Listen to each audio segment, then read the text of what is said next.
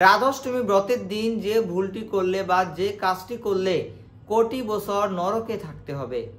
কোনো মাতাজি কিংবা কোনো নারী যদি রাধাষ্টমী ব্রত পালন না করেন তাহলে তিনি কোটি কল্পকাল নরকে থাকবেন এবং কোনোভাবে যদি মনুষ্য শরীর লাভও করেন তবুও তাকে অকালে বিধবা হতে হয়।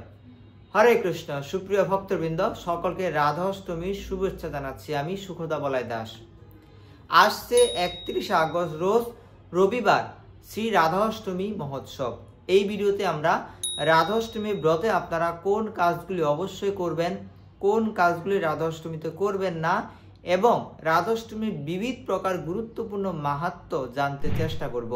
তাই ভিডিওটি সকলের জন্য খুবই গুরুত্বপূর্ণ, শেষ পর্যন্ত দেখতে থাকুন। আসছে 31 আগস্ট রোজ রবিবার ভাদ্র মাসের শুক্লপক্ষের অষ্টমী তিথি, যেদিন শ্রীমতী রাধারানী বৃন্দাবনের বর্ষণার রাবেল গ্রামে পিতা বিশ্ববানু মহারাজ এবং মাতা কীর্তিদে সুন্দরীর কন্যা রূপে অনুরাধা নক্ষত্রের ঠিক মধ্যাহ্ন সময়ে এই জগতে আবির্ভূত হন। শ্রীকৃষ্ণ জন্মাষ্টমীর ঠিক কয়েকদিন পরেই এই রাধাষ্টমী মহোৎসবটি পালন করা হয়ে থাকে। বর্তমানে সমগ্র বিশ্বে অত্যন্ত আনন্দ উদ্দীপনার সহিত এই রাধাষ্টমী মহোৎসব পালন করা হয়। শ্রীমতী রাধারানী সাধারণ কেউ নন, তার অন্যতম প্রমাণ হচ্ছে মাতৃগর্ভ ছাড়াই শ্রীমতী রাধারানী এই জগতে আবির্ভূত হন। এছাড়াও শাস্ত্রে শ্রীমতী রাধারানী এত মাহাত্ম্য বর্ণনা করা হয়েছে যে আপনি জানলে অবাক হবেন। প্রথমেই আমরা এই শ্রীমতী রাধারানী কিভাবে আবির্ভূত হলেন এর কিছু তথ্য জানতে চেষ্টা করব। গোলক বৃন্দাবনে ভগবান রাসমণ্ডলে শতশৃঙ্গ পর্বতে রাসলীলায় অংশগ্রহণ করার জন্য প্রস্তুতি নিচ্ছিলেন। এমন সময় হঠাৎ করে ভগবানের বাম অঙ্গ কাঁপতে শুরু করে। ভগবানের বাম অঙ্গ থেকে নারী রূপী আবির্ভূত হয়ে ভগবানের সেবার জন্য পুষ্প চয়ন করে ধাবিত হচ্ছিলেন। রাসমণ্ডলে আবির্ভূত হওয়ার জন্য রা এবং আবির্ভূত হওয়া মাত্রই পুষ্প চয়নের জন্য বা ভগবানের সেবার জন্য ধাবিত হওয়ার জন্য ধা, এই জন্য নাম রাখা হয় রাধা। এভাবে শ্রীমতী রাধারানী আবির্ভূত হন। শ্রীমতী রাধারানী হচ্ছেন ভগবানের লাদিনী শক্তি বা আনন্দদায়িনী শক্তি। মদন বা কামদেবকে বশীভূত করার জন্য ভগবানের আরেক নাম মদন মোহন। ভগবান স্বয়ং শ্রীমতী রাধারানীর রূপে মোহিত হয়ে যান, এই জন্য ভগবান শ্রীকৃষ্ণকে বলা হয় মদন মোহন মোহিনী। এই জন্যই শ্রীমতী রাধারানী ভগবানের সর্বাপেক্ষা প্রিয়। ভিডিওর এই অংশে আমরা এবার এই রাধাষ্টমী ব্রতের এমন কিছু মাহাত্ম্য শ্রবণ করব যা আপনি শোনা মাত্রই অবাক হয়ে যাবেন। পদ্মপুরাণে ব্রহ্মখণ্ডের 7ম অধ্যায়ে 1 থেকে 44 নং শ্লোক পর্যন্ত রাধাষ্টমীর বিবিধ প্রকার মাহাত্ম্য বর্ণনা করা হয়েছে। প্রথম মাহাত্ম্যে বলা হয়েছে যে যেই ব্যক্তি রাধাষ্টমী ব্রত পালন করেন তিনি কোটি ব্রহ্মহত্যার পাপ থেকে মুক্ত হন। পর্বত পরিমাণ স্বর্ণ দান করলে যেই ফল একবার রাধাষ্টমী ব্রত পালন করলে তার শতগুণ ফল লাভ হয়ে থাকে। যেই ব্যক্তি রাধাষ্টমী ব্রত একবার পালন করবেন তিনি সহস্র একাদশী ব্রত পালনের শতগুণ অর্থাৎ 1 লক্ষ একাদশী ব্রত পালনের ফল অনায়াসেই লাভ করেন। আমাদের কারোর পক্ষেই 1 লক্ষ একাদশী ব্রত পালন করা সম্ভব নয়। তাই আমরা যদি রাধাষ্টমী ব্রতটি নিষ্ঠার সহিত পালন করি আমরা সহজেই এই লক্ষ একাদশীর ফল লাভ করতে পারি। কন্যাদান সনাতন শাস্ত্রে অত্যন্ত মাহাত্ম্যপূর্ণ। সহস্র কন্যাদানের ফল লাভ হয়ে থাকে যারা এই মহাপবিত্র রাধাষ্টমী ব্রত পালন করে থাকেন। আমাদের কারোর পক্ষেই গঙ্গা আদি সমস্ত তীর্থ দর্শন করা এক মনুষ্য জন্মে সম্ভব হয় না। আবার অনেকে আছে যারা অর্থের কারণে এবং বিভিন্ন সমস্যার কারণে তীর্থ দর্শন করতে যেতে পারেন না, তীর্থ দর্শন সম্ভব হয় না। শাস্ত্রে বলা হয়েছে যে যারা একবার এই রাধাষ্টমী ব্রত পালন করবেন গঙ্গা আদি সমস্ত তীর্থ দর্শনের ফল তিনি অনায়াসে লাভ করবেন। শ্রী রাধাষ্টমী ব্রত প্রসঙ্গে বলা হয়েছে যে জেনে কিংবা না জেনে যেই ব্যক্তি এই রাধাষ্টমী ব্রত পালন করবেন না তিনি কোটি কল্প কালেও নরক যন্ত্রণা থেকে মুক্ত হতে পারবেন না।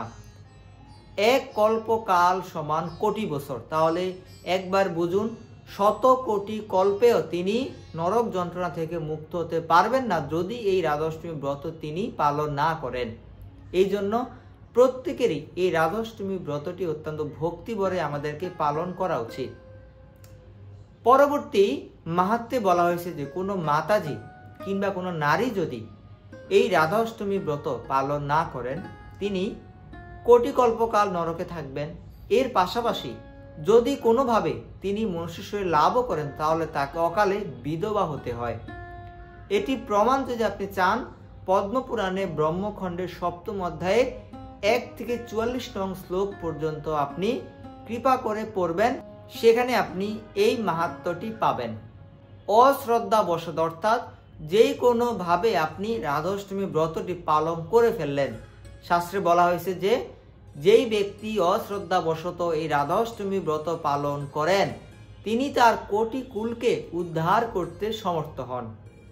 ব্রহ্মহত্যা পাপ, গো হত্যা পাপ জনিত বিভিন্ন পাপ থেকে অনায়াসে মুক্তি লাভ করা যায় যারা এই মহাপবিত্র রাধাষ্টমী ব্রতটি পালন করবেন।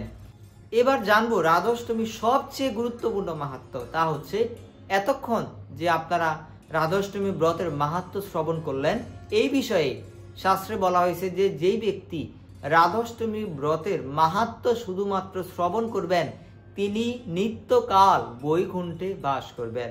তো সুপ্রিয় ভক্তবৃন্দ, আশা করি আপনারা বুঝতে পেরেছেন এই রাধাষ্টমী ব্রতটি কতটা গুরুত্বপূর্ণ। এই জন্য রাধাষ্টমী ব্রতের দিন আপনারা কোনোভাবেই এই ভুলটি করবেন না, কোনোভাবে এই ব্রতটিকে লঙ্ঘন করবেন না। অবশ্যই আপনারা প্রত্যেকেই এই রাধাষ্টমী ব্রতটি নিষ্ঠা এবং ভক্তি সহকারে পালন করবেন। বিশেষ করে নারী কিংবা মাতাজিরা কোনোভাবেই এই সুযোগটি মিস করবেন না, অবশ্যই আপনারা এই রাধাষ্টমী ব্রতটি পালন করবেন। এবার জানবো রাধাষ্টমী ব্রতের দিন আপনারা কি কি করবেন এবং কোন কাজগুলি করবেন না। রাধাষ্টমী ব্রতের দিন আপনারা সূর্যোদয়ের পূর্বেই স্নান করে নেবেন, গঙ্গা স্নান করতে চেষ্টা করবেন। তো নিকটস্থ যদি গঙ্গা না থাকে আপনি যেখানে স্নান করবেন সেখানে হাতে জল নিয়ে গঙ্গা গঙ্গা গঙ্গা 3 বার গঙ্গা উচ্চারণ করে মাথায় জল ছিটিয়ে দিবেন, ছিটিয়ে গঙ্গা স্নান করে নেবেন। আপনার দাদুর সঙ্গে তিলক পরিধান করে নেবেন। ঘরের যে প্রতিদিনের মতো নিত্য পূজা দেন সেই নিত্য পূজায় অংশগ্রহণ করবেন। শ্রী শ্রী রাধা কৃষ্ণের চরণে আপনারা অধিক সংখ্যক পুষ্প অর্পণ করবেন।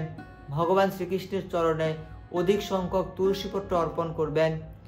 রাধাষ্টমী তিথিতে যেহেতু শ্রীমতী রাধারানী মধ্যাহ্ন সময়ে আবির্ভূত হন, এই জন্য আমরা মধ্যাহ্ন সময় বা দুপুর 12 ঘটিকা পর্যন্ত নির্জলা উপবাস পালন করব।